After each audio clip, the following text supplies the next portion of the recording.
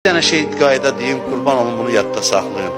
Harda əlindən bir şey çıxdı, harda istədin əlin bir şeye çatmadı, yönəl Allaha, bil ki o sənə bu saat nəvaziş eləyir.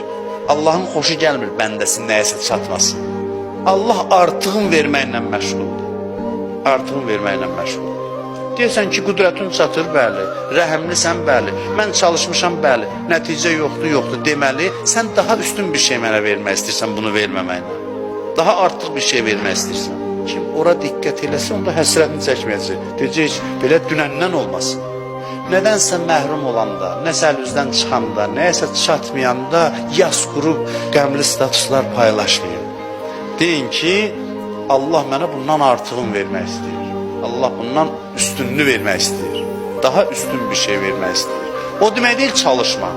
Məqsədin üçün çalış. Əlindən gələni elə, ruhdan düşmə nəticəyə görə. Ne zaman çatmadınsa baxdın, eşidirəm səsi. Sən bu saat məni sığallayırsan, mənə ürəkdirək verəcəksən ki, narahat olmayıb, vermədimsə bir məsləhət var. Sənə artıq şey verəcəm. Dünya üçün çalış. Nə əlvə çatmasa, bil ki ondan artığın verəcək. Nə əlindən çıxsa, o saat qulaq as, səssizlikdə Allahın səsini eşit. Kim deyir Allahın bu səsini eşitməsə, onda dünya onu, həsrət onu öldürəcək.